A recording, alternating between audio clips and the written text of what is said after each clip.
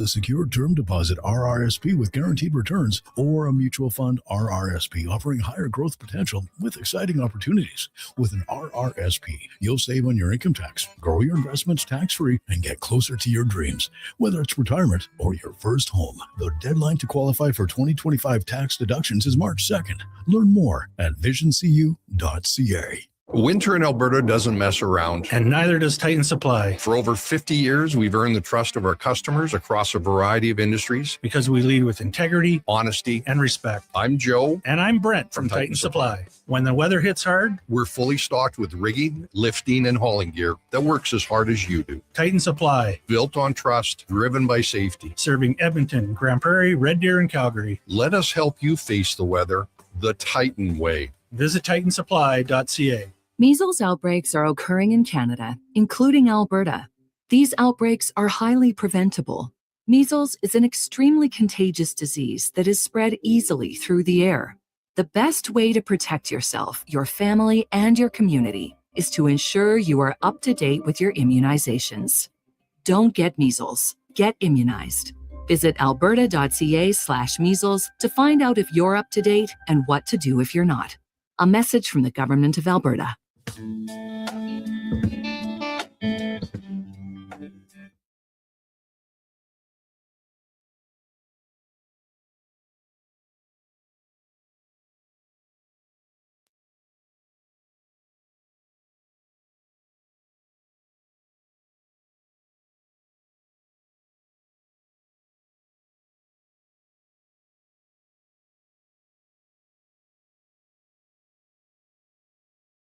Get the inside scoop for your team on Fantasy Frenzy with Halley and Douglas on Sports 1440. Presented by Wilhauk Beef Jerky, home of Alberta's best beef jerky.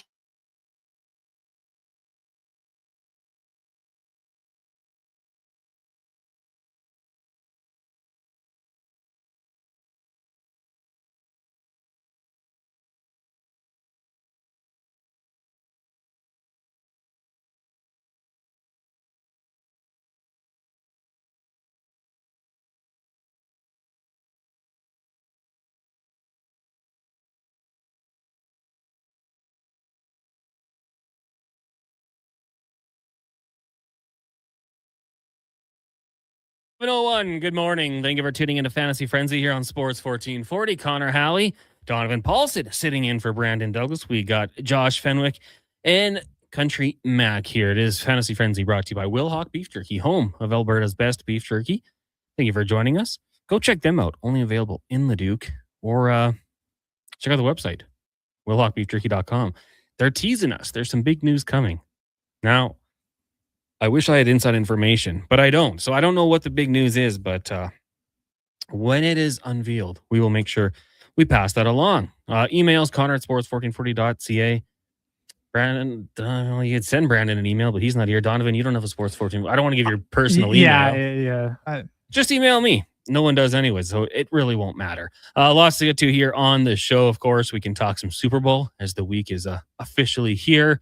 Changes in Nashville. The Oilers, they can win 3 straight. That's where it stops. We can look at the Olympic Games that are coming up very quickly. Injuries that could maybe change some rosters. And how about that outdoor game last night? Lots to get to here on the program. Donovan, good morning. How was the weekend? Weekend was good. It was fun. You had a fun weekend? Yeah, I did. What'd you do? Well, I mean, obviously there was the debacle that was the Oilers on Saturday, which I'm sure we'll get into, which that was not very fun for my Saturday. But my Sunday was, the parents are away in Mexico. Oh, home alone. So we're home alone. We are, we're the free base, and we're gonna have we had some fun. We chilled. We had a good time. Gonna have the fellas over a fair amount, obviously for Super Bowl and stuff next weekend. But I watched way too much television, including the Stadium Series game. Caught up on some shows. Did a lot. Just the most chill day ever yesterday. There's no such thing as too much TV. You're a grown man. You can do whatever you want. I can. That was something. That game, I thought it looked fantastic. The the game was unbelievable. Goalie fight, big comeback. You go to overtime. There's power plays, shootouts, pretty much everything you could have asked for. What was John Cooper wearing? I didn't hate. I'm not a hater. I'm really trying not to be a hater, but I just don't get it. What was he? Do you know? I actually have no idea either what it was. Now, it was awesome. I loved it. It looked like a cheap Halloween costume. He looked like a mafia boss. Like from 1960s Dick Tracy. Yes. Like, it's so exaggerated. But I think, okay, so here's the thing. It was pirate themed. Yeah. What was it? Like, the trainer had a sick jacket, like the skull with the lightning, kind of playing like the Bucks skull with, being in Tampa. That was sick. I thought they should have leaned into that more.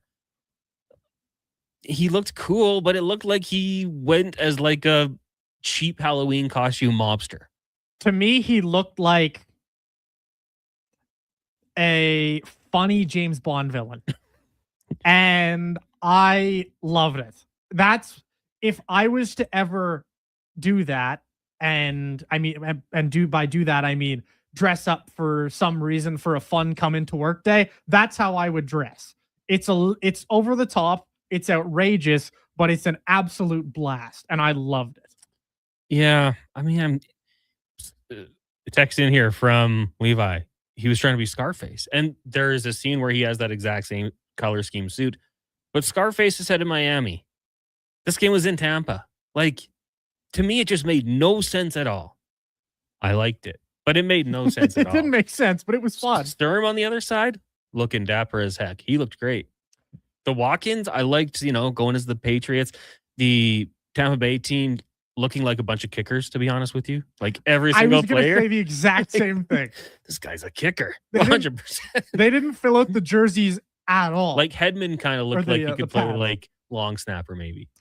Nick Paul looked somewhat the part. Yeah. A couple guys, but like Bjorkstrand at the end, I'm like, that is a kicker. Yeah. That is 100% a kicker / punter, long snapper you could get away with. But anything else, it's like, good God, it just puts into perspective how big football players actually are in terms of muscles. Yeah. Because you think NHL guys are jacked, but they just looked. You can't see the abs with that on. They just looked sad. Yeah. The legs didn't look very big. Some of them, for sure. But yeah, the arms aren't the same. The arms are where the NFL players, as we're watching highlights right now, kind of differentiate themselves. But I loved it. I love that the teams have fun with it. Some of the guys coming out with sleeves and visors and gloves on. Thought that was fun. Good. It was a great event. And I'm someone who's kind of been like a naysayer on these outdoor games. Like, why did those markets have them? What was it? 67,000 fans, give or take? Yeah, about so, yeah. All those people are at work today or wherever they are, like, man, that game was unbelievable. So for what they did there, I applaud them. I thought they did a great job. Didn't like the jerseys, but I liked everything about the rest of the both jerseys you weren't a fan ordeal. No, I didn't like either jerseys. I also really hated Jeremy Swayman's pads, like the highlighter yellow pads. However, it was a fun game. It was a fun atmosphere. It was a fun event. The NHL is trending up, in my opinion, in terms of some of their presentation stuff. Mm-hmm. If you watch some of their commercials now, their commercials are getting better. It took them way too long. However, I like a lot of where they're going. Their marketing guys are clearly of the new school, new generation. Yeah. And a lot of the elder statesmen have clearly been kicked to the curb and told, this is not how we should be doing this anymore. Let's do it this way. Let's have fun. That's it. Follow the model in front of you. There's the NFL, who's crushing it in every aspect. Just kind of do what they do. Do it light. And then I assume good things will follow. But you got to have a good product and a 6-5 overtime win. That's it. I tweeted. I was like, wow. Imagine looking like Cooper and losing 5-1.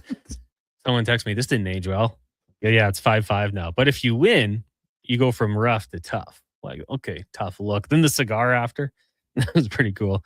Levi says, imagine he rolls into the Olympics like that. Well, it's red and white, I'm kind of wondering if there's more of a story like with the team behind the scenes. Like, we do this, I'll roll in looking like Scarface. I'll even wear a fedora. Gruff says Cooper looked like a ticket scalper 1986 outside the Forum Inn. Was that what we looked like in 1986, Gruff? Were we really doing that? I mean, I was yet to be born. I mean, I was coming soon, but I wasn't quite there yet. Oddball says it's an homage to the Johns of the Tampa Bay area in 1970s. Yeah, that's fair. Isn't the NFL called the No Fun League? Well, a lot of people call it a lot of different things. Not for long. They do squash a little bit of the fun. I will say celebrations. Their celebrations rules now are ridiculous. But I don't know, you can point to some of their games in different places and say those are fun. Now, the teams playing in them are terrible usually. Yeah. But they do some good things in terms of especially their promotions department, like the people who are, doing the commercials and all that type of deal. Those people do a hell of a job. I mean, their Super Bowl commercials are great. Oh, yeah. I won in the ballroom a couple of years ago with all the legends and the ball gets thrown in. Like, that was awesome. Fantastic. They do so much good stuff from a, like I said, a promotion standpoint, from a marketing job. The NHL is starting to play to their type of audience in terms of what they're doing. And as much as the product in terms of on the field is sometimes no fun in the NFL, I'd absolutely agree. They do a great job where they need to in terms of keeping fans and getting more new fans into the game. Well, just announced today, they're going to go play a game in Paris. The Saints will be there. And the Saints, who knows? Maybe Shucks the man turns it around. Who's the opponent going to be? It's probably going to be the Falcons or something. And extending their deal in Spain. Yeah. As well. So they're growing their game. I don't know if we'll see a ton of, overseas players coming to join the NFL now. I mean, they have their own football, right? They have soccer, which definitely going to always be more popular over there. But I don't know if you can gain, a couple more overseas players, it's never going to hurt you. It's always going to help. I mean, they do the international partnership thing where they bring in players and train them up and give them an opportunity. And I think the Chargers had a guy in camp. And then he signed with the college. So, that's kind of a cool idea. Like, okay, they can come do this thing and then go play at a school, develop further. I mean, we're seeing the Aussie punters we have for a long time going back to... Even Mailata, right? Yeah. Oh, yeah, absolutely. Mailata, hell of a player. Yeah.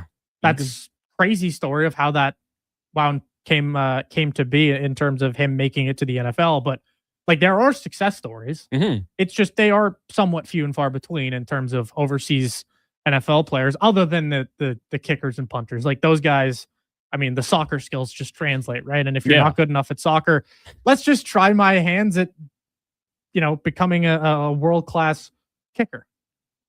Might as well. It's called gambling. Let's not sugarcoat it. The NFL's popularity in gambling doesn't hurt, but every sport can do that. That can be a part of everything. So, yeah, I mean, that certainly does not hurt it. Fantasy football hasn't hurt it. The game just itself hasn't hurt itself. Will says it's Saints reporting to play the Browns. Yuck. Man. Will, hope you're doing well. I know, Will. That's not great. But can't sugarcoat it. Maybe I should do our Pro Bowl quarterback. By the way, we'll have some success in that one. Lance says, tell me about the Raiders' new head coach. Well, the report is out there that Clinton Kubiak, offensive coordinator for the Seattle Seahawks, is going to join the Raiders. Football lifer, played football, obviously, collegiately. His dad, Gary Kubiak, was an NFL head coach and quarterback, won a Super Bowl with the Broncos, Super Bowl 50. Took over for Jim Fox, I believe. I mean, I like this. I'm just, to be honest with you, I brought up his Wikipedia page. I don't know his whole resume. But if you go back to 13, 14 years ago, he's been working in the NFL, spent time with the Vikings, the Broncos, back with the Vikings, then the Broncos, and with the Niners. So there you go. Niners, Shanahan, that's what you want. Then went to the Saints with their offensive coordinator last year, and then this year spent time with Seattle. And, I mean, had great success. I mean, obviously, JSN is a great player, but getting schemed up by a guy is pretty important as well. Had Sam Darnold join a new team, a new system. Worked out okay. I'm sure there was some similarities with Kevin O'Connell in Minnesota. But, yeah, I mean, this is kind of the hot candidate, I think. And I you can't argue with what he's been doing. Had the Seahawks been eliminated a couple rounds ago, I think he would already be with a new team. A younger guy, but I mean, clearly a football lifer, loves to be around it, and that's what you want. And you take him from a good program in Seattle, and he probably brings a few guys with him, gives them promotions. I think this is a really good hire for the Raiders. Now, to me, though, I mean, they got to fix that offensive line. They got to invest money properly. But if you are Clint Kubiak and you are considered to be a good offensive mind, which is interesting, played safety in college, you'll have Mendoza, you'll have Genty, you'll have Brock Bowers. Those are three pretty enticing pieces to work with, and they've got a lot of money to spend. So as long as they spend the money properly, it won't be easy. You're going to a division week.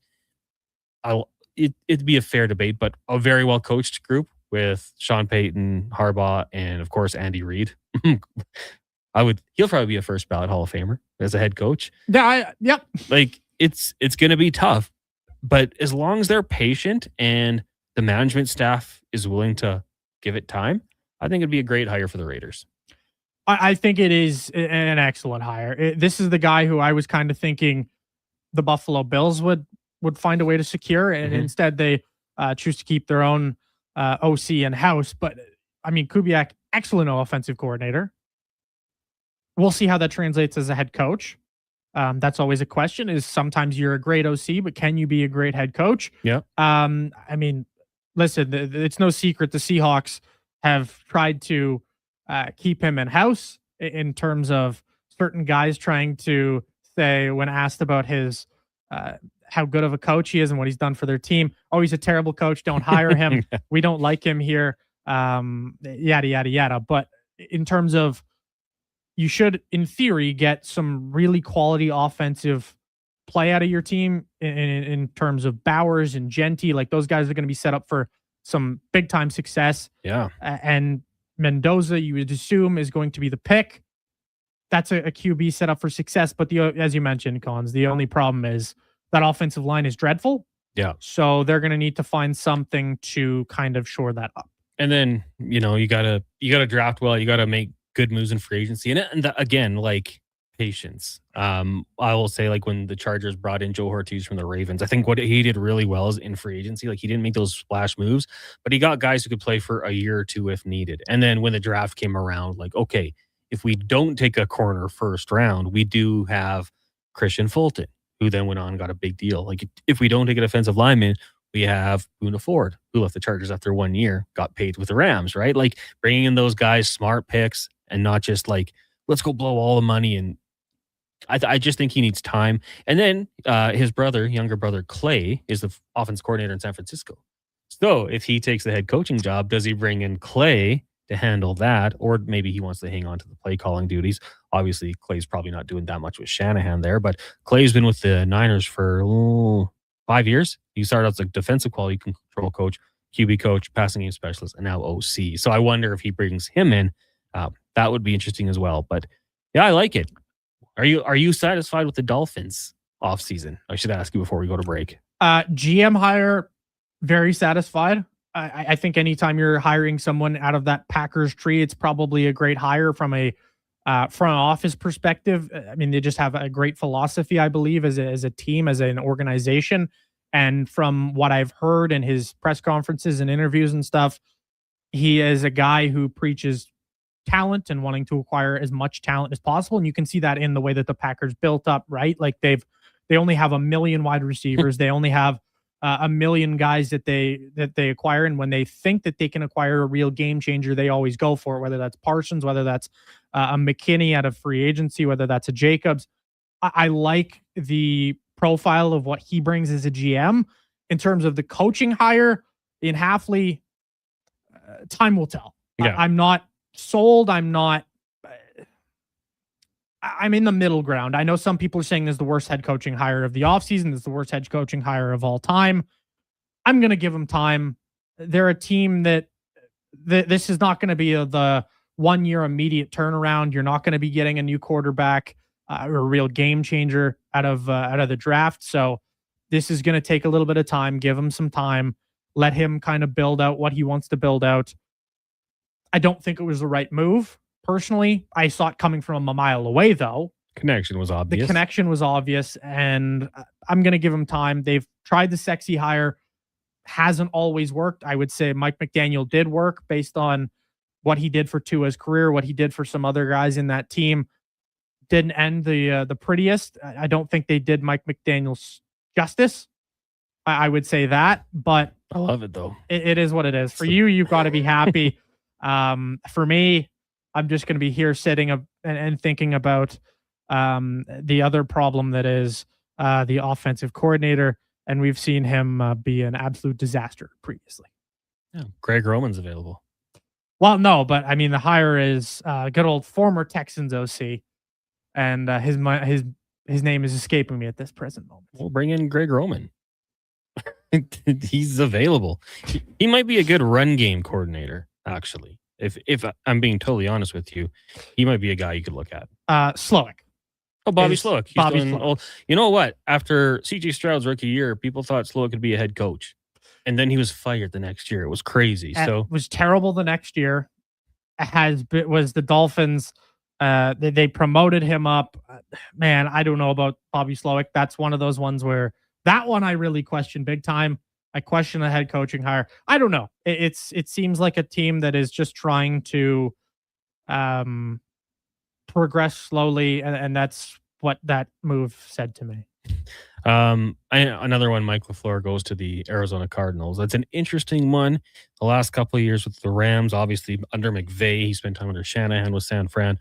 Also was a New York Jet OC for a while. So that's a bit of we don't know about that one. But with the Rams, obviously pretty good things with what Stafford did this year. So yeah, it's going to be a cool one. Just quickly here, Eden Fatherberry says, I'm surprised that no retiring professional soccer stars have tried to become NFL kickers instead of going to MLS or Saudi Arabia. I'm sure they'd do well and would draw attention.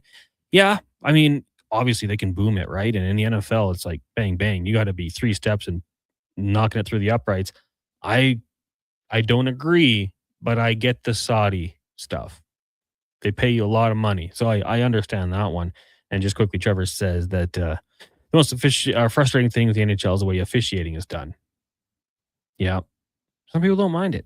I think it could be improved, made a little more efficient. We'll take a break. More text when you come back. 1-833-401-1440. It's Fantasy Frenzy on Sports 1440, streaming on YouTube, Facebook, X, Instagram, and Twitch. Brought to you by Will Hawk Beef Jerky. Hi, Mike here from Northgate Chevrolet Buick GMC. Happy New Year. I just wanted to take a moment to say thank you. Thank you for everything in 2025. With your help and your support, we fed almost 500 families. We donated to various charities in the Edmonton area, and we're going to do it again in 2026. Please stop in and see us today, 13215 97th Street, or visit us online at northgategm.com. You're in Northgate country. The Hockey Super League is proud to launch its 9th season, delivering independent, borderless hockey. This year, over 125 teams will compete across Alberta, Saskatchewan, and for the first time ever, Colorado, USA, with showcase style action, cross-province rivalries, and a strong commitment to player development. The HSL is the premier destination for families seeking balance and athletes chasing the next level. The Hockey Super League.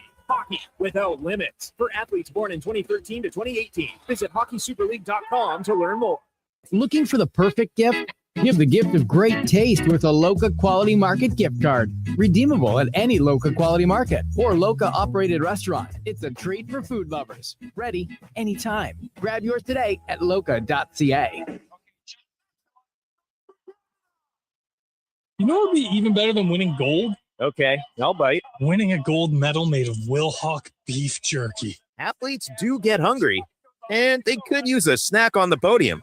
I think I'll start a petition. Really? No. Now pass the Will Hawk and turn up the games.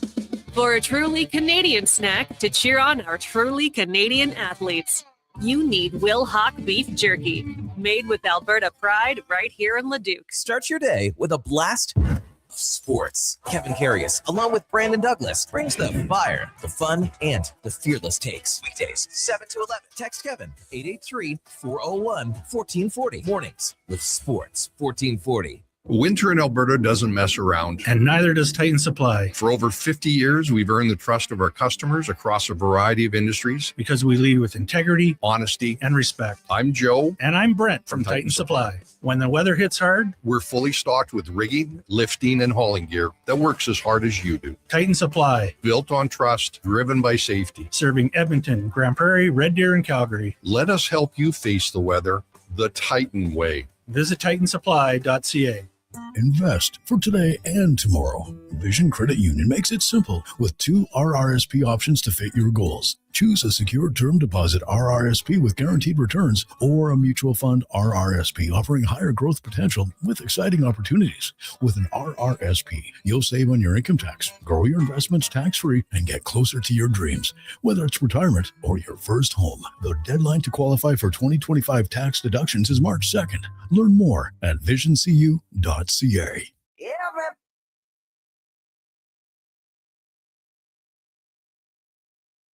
Who should start? Who needs to hit the bench? Find out with Fantasy Frenzy with Halley and Douglas. This is Sports 1440. Presented by Will Hawk Beef Jerky, home of Alberta's best beef jerky.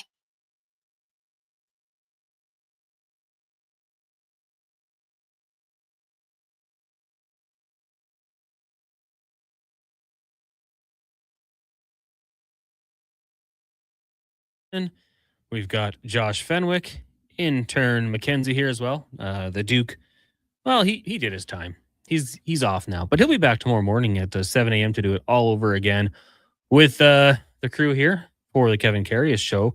We are getting some images from practice here, Donovan, with Connor McDavid and Leon Draisaitl breaking in the Olympic gear. I've got like some stuff from, I think DVD had the photo of Draisaitl and Gene getting the picture of, or the video of Connor McDavid.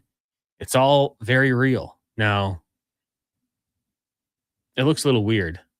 They aren't matching their team, but that's okay. It doesn't matter. They look good. And obviously the Olympics going to be here in no time. Oilers play their last game on Wednesday. The Olympics get going Friday. For Canada, though, next Thursday will be their first game. So I'm fired up. The show's brought to you by Will Hawk Beef Jerky, by the way. Home of Alberta's best beef jerky. Donnie, are you, outside of hockey, what are you fired up for at the Olympic Games here? Ooh, I mean, can I say the whole thing? It's a cop-out, but yeah, I think you can, because I would probably say that too. The Summer Olympics are good, don't get me wrong, but I've always been a Winter Olympics guy. I've always loved the skiing and snowboarding stuff. That's probably my favorite outside of the hockey. I just anything involving skiing or snowboarding, some of the insane tricks. I mean, you can watch half pipe type stuff, just downhill like moguls and stuff like that for skiing is phenomenal. I think one of the sneakier things, hint, hint, wink, wink, this will be an in or out at some point. One of the more underrated things, which I've gained a substantial amount of appreciation for in working at the mall, is figure skating. Yeah. It's, you look at it and think, it's just people ice dancing on skates. Well, why is this here? Why is this so impactful? You watch it in person and you think to yourself, wow, is that hard? I can't imagine doing 3 twirls in the air and trying to land it on skates. That would be unbelievably hard. So that is up there for me. I know Duke would say curling. There's just so many good events in the Winter Olympics. It's funny you say that, because like we walk by and 2-3 days a week, there's I assume like elite level figure skaters, and the jumps are one thing, but just spinning. When they spin, I'm like, I'd fall over. How do you do it? How do you not fall over? And how do you not get sick? Because it's so quick. Another one for me, like some sports at the best level, you have to see it in person. Like I think volleyball, I know it's not an Olympic sport, but like in real life, when you watch the really good players, it's like, wow, that's impressive.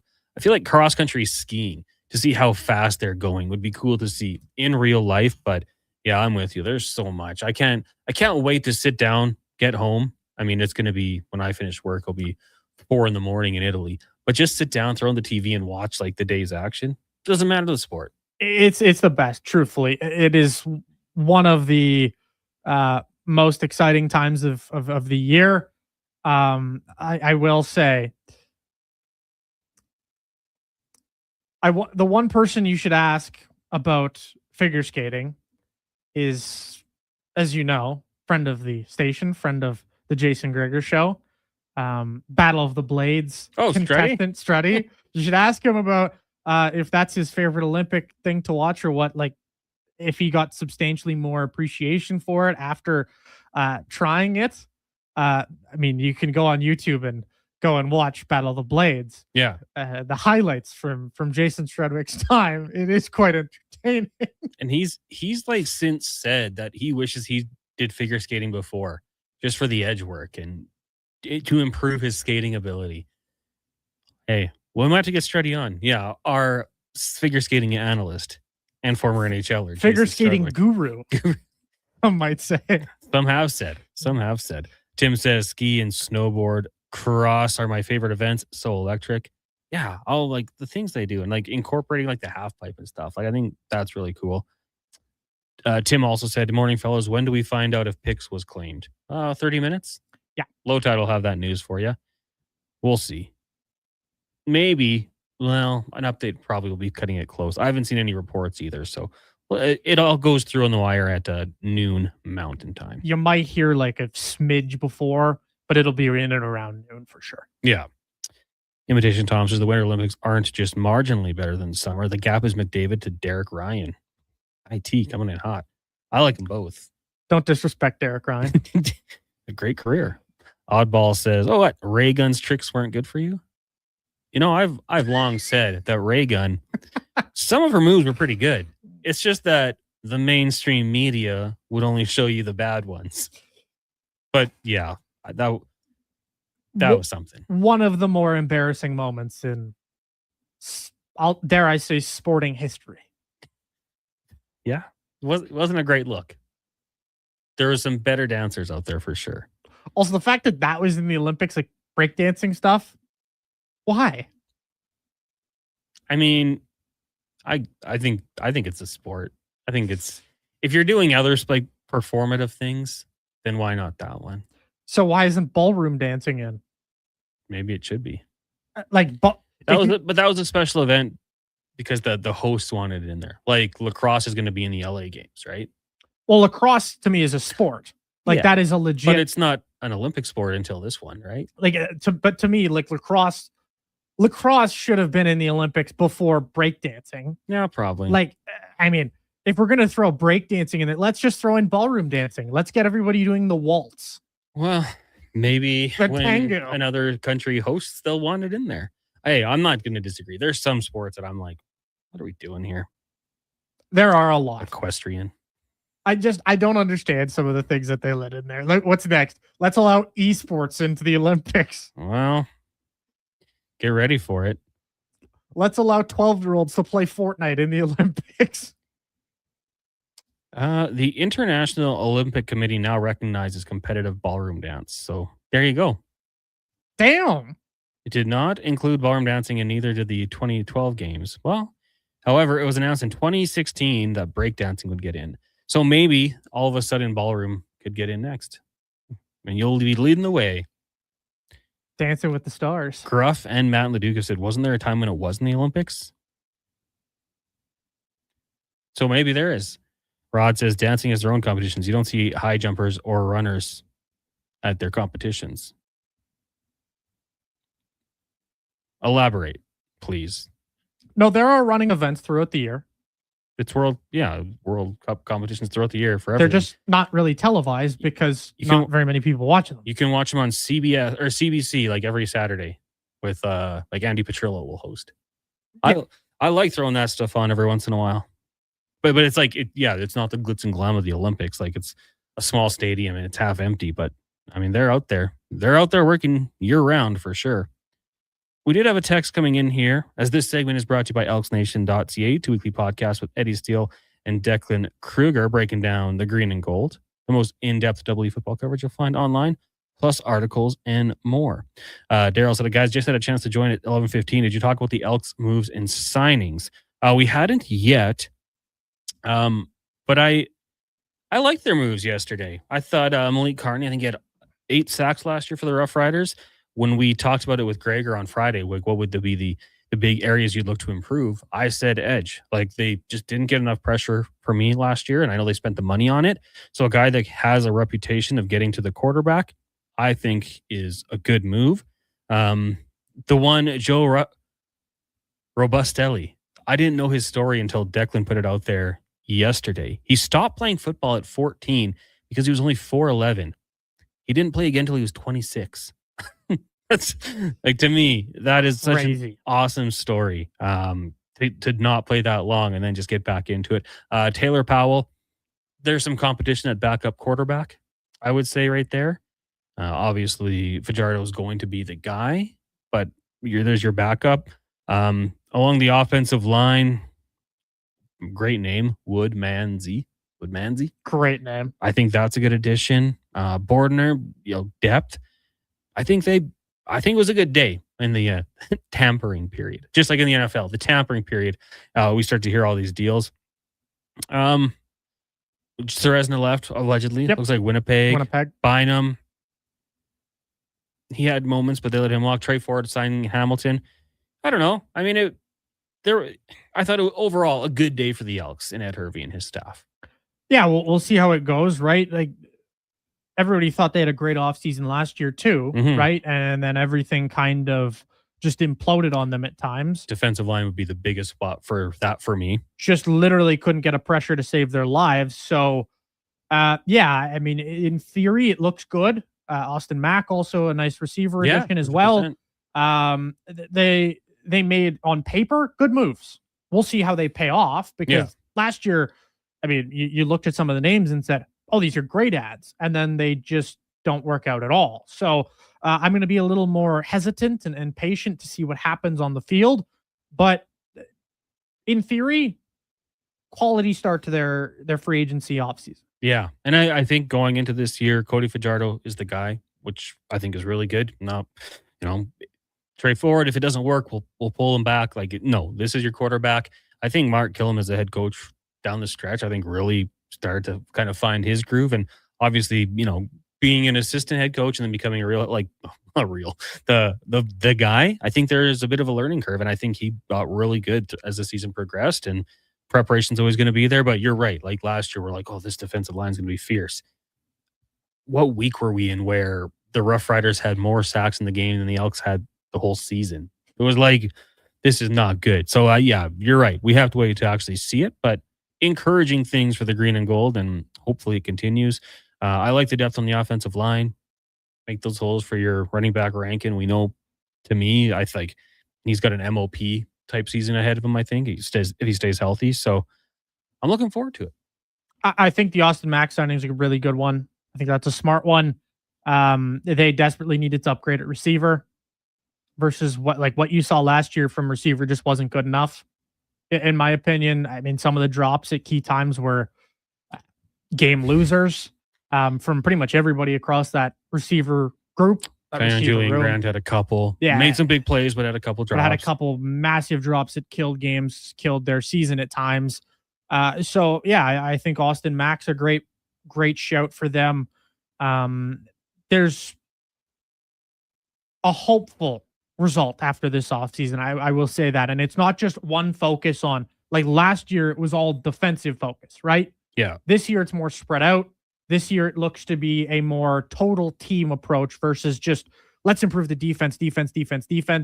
And then that defense just imploded at times. So, yeah, we'll see how she goes, but I like it.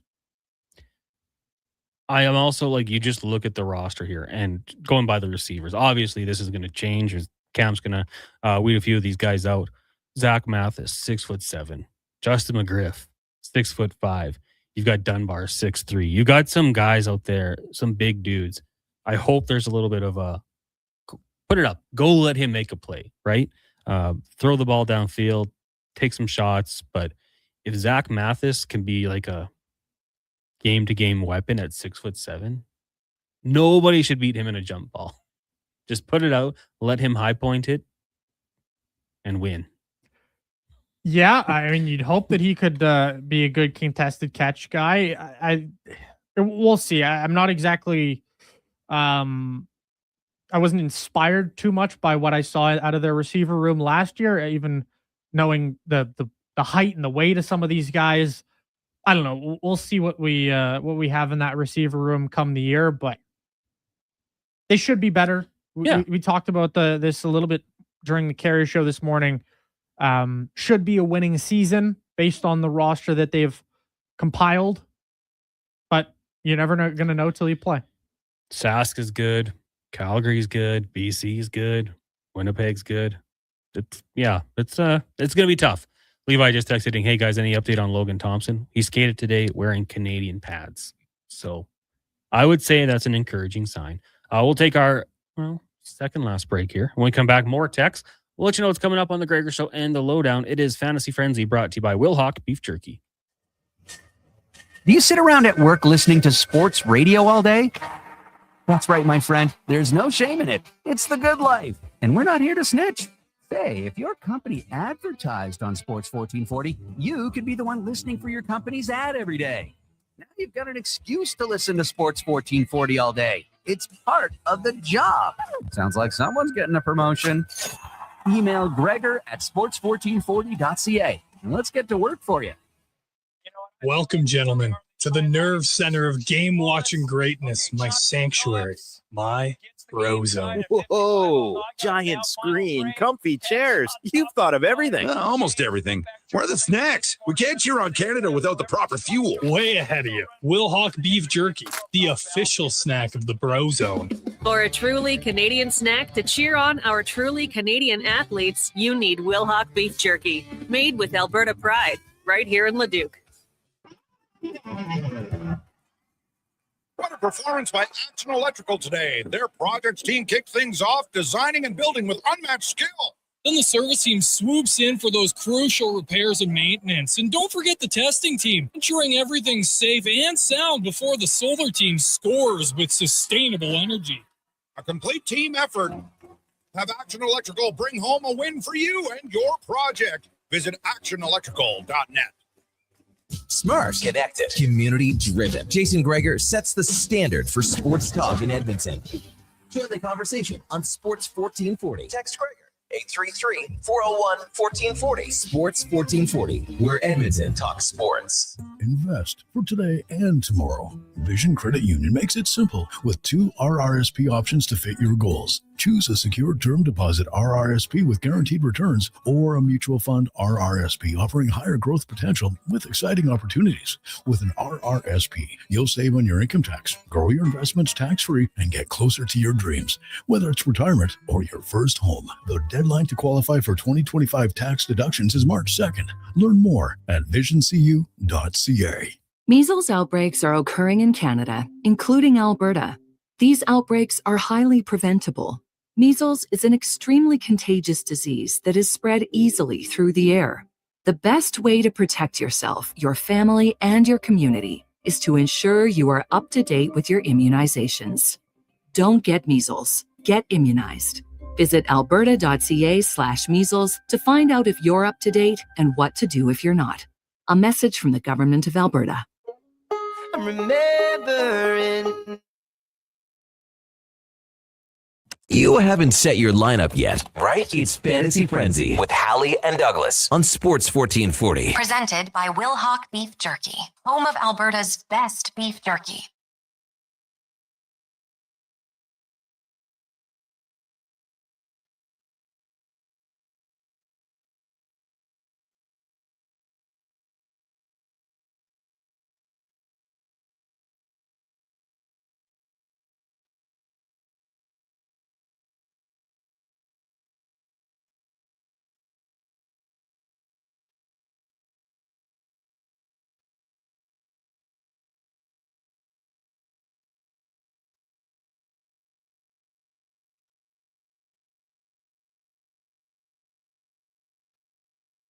$11:43. Welcome back. It is Fantasy Frenzy here on Sports 1440. Connor Halley, Donovan Paulson with you here. We've also got, of course, Josh Fenwick keeping us on track online and intern Mackenzie as we roll through this Monday edition of the show. Up next, Lowdown with Lowtide. It is Monday, so Rachel Krychek and Jason Greger will be by. Then on the Greger Show today, we've got Sean Brown, of course, Kevin Woodley from In Goal Magazine. Spec will be by. I think we might head down to Nashville, talk about the Trotz news and more. Will they become sellers? It's interesting, hanging on to the spot till you find the new guy. I mean, I suppose you have the Olympic break now, so there is time to conduct interviews and get that sorted out, but then you're going to have the trade deadline, and, will they be sellers of any sort? So Trotz sticking around is, I would assume he sticks around till the end of the season. I mean, because you don't usually see GM hires mid-year. If I'm higher up in that organization, and as much as he wants to do the best he can do and set it up, I want to get a new guy in place as soon as possible. But like you say, who's out there, right? Like mid-season, is the best candidate going to be available? Maybe not. Mid-season GM hirings. It's one thing to have an organizational just assistant GM that you put in place for a couple of months post-trade deadline or even mid-season that's been in the organization. But to find a full-on new candidate mid-year, that's a hard thing to do. So I kind of feel like you might be seeing him stick around till the end of the year. Matt in the Duke says Chiarelli's available, isn't he? Oh, he's definitely available. Is he? He has a job somewhere. Isn't he? I don't know. I thought he was a part of a organization, St. Louis Blues. There you go. Would he leave mid-season? Can they do it? Would you need permission? I don't know those things. I don't know how the NHL's. We know Knobloch left the Rangers organization, but it was a promotion. So, yeah, I mean, Trotz to me, like I always think Nashville, and I have full faith that he's going to do everything he can to get this team going in the right direction. But what if he thinks selling off is good, and then all of a sudden the next hire is like, I wish you didn't do that. Had you not done that, I would take the job, but I don't want, I didn't like his moves. Like, maybe it could happen. Maybe it wouldn't. I'm pretty sure you'd take any job if you're a aspiring GM. You're like, yeah, I'll take it. Yeah, I think you probably would. And I would say the one thing about Barry Trotz is he was an unbelievable head coach. Mm-hmm. Why mess with that and try and be a GM? Spec talked about it this morning with Brandon, and it was like, this guy was a terrific head coach. This guy was one of the best head coaches in the league. And then you go on to be a GM. Like it happens in every sport. You're a terrific player. You try and become a coach. You're a terrific coach. You try and become a GM. You're a terrific, you name it, and you try and become something else. Sometimes it just doesn't work. Maybe you would have a different conversation if Trotz turned out to be a great GM. But you're a dare I say, Hall of Fame level coach, and you just choose to, after 3 decades of coaching, chose to try and be a GM for 3 years? Why? Yeah, I mean, made so many bad moves. It's kind of like he's like, oh, as a coach, I could make these things work. Like that's the mind of a coach. Like, oh, give me Stamkos, give me Mangiapane. Yeah. The GM probably needs to step in and say, yeah, but not that much money. We can't put that much money in his player. Or term, not good. If you give him free reign as a coach, pay him, get him here. Once we get him here, we'll be fine. Because as a coach, I don't think you ever you shouldn't be looking at salaries or anything like that. You're coaching the team on the ice. Mm-hmm. And maybe that's just how he looked at it. But it's interesting. You're right. I mean, 2-time Jack Adams coach, won a cup with the Caps, right? Yep. So, yeah, probably a Hall of Fame coach. Hell of a coach. Ed chimes in, have you ever heard of Glenn Sather? Well, of course. But there are very few guys that go on to be a GM from a coach. There's a reason you don't see that. And you can look over to the NFL side of things where guys who are coaches and GMs, that rarely works. Rarely. I mean, it doesn't really happen. It doesn't happen. I mean, look at Edmonton. Look at Chris Jones. Yeah, there's so many examples of it going poorly. Coaches transitioning to GMs or the both of them where they're the coach and GM. It's hard to do, man. And you could even look at it from media guys who have then become infamous GMs in sports history, right? Where you're a media guy, you get hired as a GM. I forget who it was that was in the NFL. And name's escaping Mike me. Mayock. Yes. With the Raiders. Yes. And it goes horribly wrong, gets fired. When you're in your lane, usually you got to stick in your lane. I think Mayock had experience. That was just the Raiders that whole situation. That was with Gruden as well. Did you know Mayock played for the Toronto Argonauts? I did not. I loved him as an analyst as well, to be totally honest with you. But yeah, I mean, Lou Lamoriello would occasionally dip his feet in coaching, which he had a long coaching record previously at the collegiate level. But then obviously as a manager is where he, made his hay. And then occasionally, once every 10 years would go back and coach a little bit. It's tough. But I mean, I get it, because if I coached in the NHL for 15, 20 years, I would, in my head, think I can do it. Like I can evaluate professional talent. And I get why the Nashville Predators would say, yeah, you're like, when you think of Nashville hockey, I mean, I won't speak for you, but Trotz is one of the names that comes to mind. Absolutely. Trotz is... There's Shea Weber and there's Pecorine and other guys like that. But yeah. Trotz is up there. And you have, obviously, Barry Trotz's predecessor. I would just say with Nashville, Barry Trotz absolutely is synonymous with that franchise, with that city. But man, like, this is a disastrous GM tenure. The Brady Shea signing, absolutely disastrous. The O'Reilly signing turned out to be pretty decent, but Stamkos, hit and miss. Marchessault's been a disaster. Pretty much everything he's laid his hands on has turned to crap. Mm-hmm. So Pierre Maguire failed twice to be another one of those types of guys. There's so many examples of why that doesn't work. Hope the best for Barry Trotz in retirement, but probably a Hall of Fame career. Curious what the discussion was like. Was there a Barry, I think we might make a change? And he's like, oh, you know what? I get it. I'll get ahead of this one, I will guys. get ahead and step down. I understand. Also, if you want to head over to X or Twitter, whatever you call it these days, at Cam Tate, his question today for the 2-minute warning: should the Oilers have placed Calvin Pickard on waivers? I'm going to vote yes, because I'm going to stick with what I thought the whole time.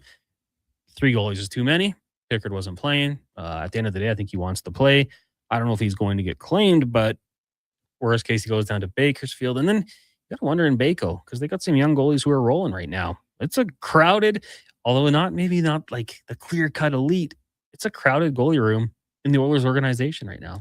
He just kind of he's a position blocker either way. Yeah. If he's up here, he is just basically team cheerleader, just yelling from the press box, let's go team.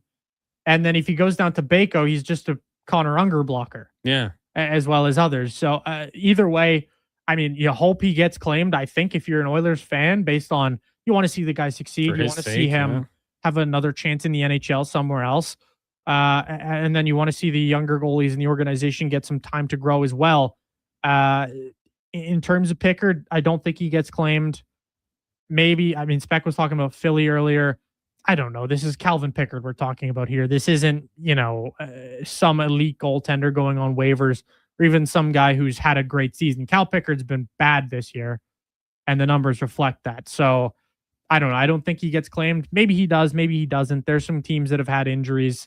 I wouldn't be stunned, but I wouldn't be. This is like a 60-40. He doesn't get claimed in my mind.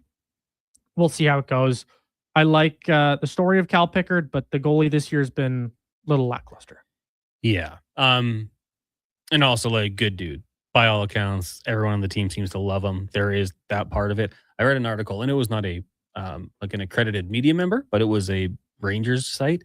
They're like, maybe they take a look at him, because they haven't got much from Quick, stabilize the position, but that franchise right now seems like it's going in the wrong direction. Maybe you want to embrace that. JP says, is Connor Unger getting called or recalled if Pickard clears? No, because then you just have 3 goalies again. And then he's not going to play. He's not going to play, right? So he needs to play. Let him play. His story is unbelievable, though. I would look at this Cal Pickard move, and I know there was a lot of talk about it this morning. as the Oilers, by sending Pickard down or having him get claimed, whatever, they free up a little bit of cap space so they can accrue cap space over the Olympic break. That's how I would look at this move.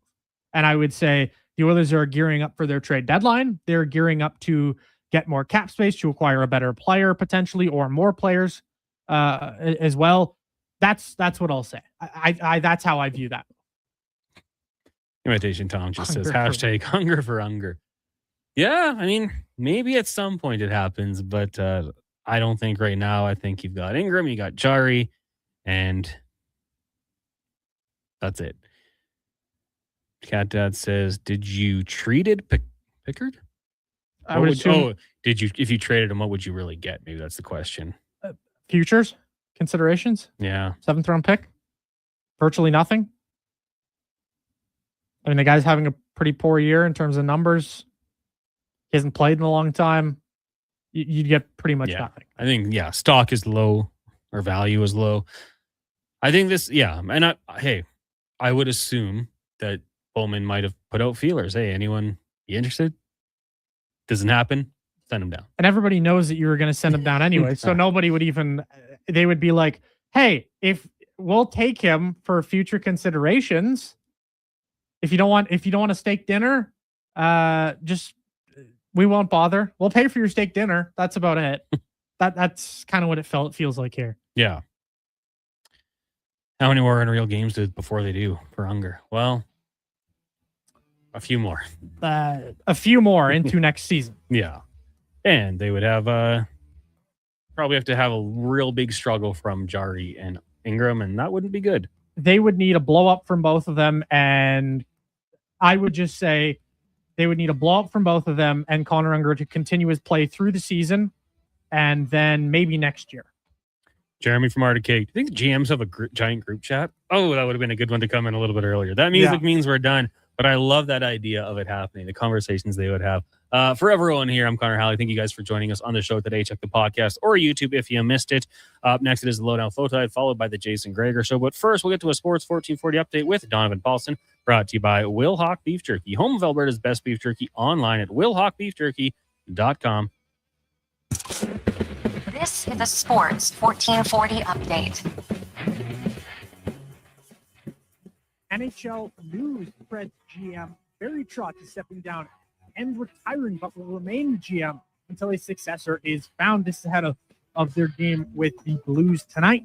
The Habs are in Minnesota. The Sens clash with the Pens. The Stars host the Jets. The Avs battle the Red Wings. The Leafs, they take on the Flames in a tankathon. And the Sabres are in Sunrise on the hard court. The Hornets take on the Pelicans. The Pacers welcome Houston to town. The T-Wolves are in Memphis. And the Sixers play the Clippers. Some NFL news. They have inked a multi-year deal to continue playing regular season games in Spain at the home of Real Madrid. The LA Rams have signed both head coach Sean McVay and GM Les Snead to contract extensions. And yes, we have Jonathan Gannon becoming a defensive coordinator as well. I'm Donovan Paulson. That's your Sports 1440 update. This is Sports 1440, Stingray radio station, broadcasting on Treaty 6 territory. Download the free iHeartRadio app and listen to CKJR wherever you go. Sometimes you think about what you're going to do in the day.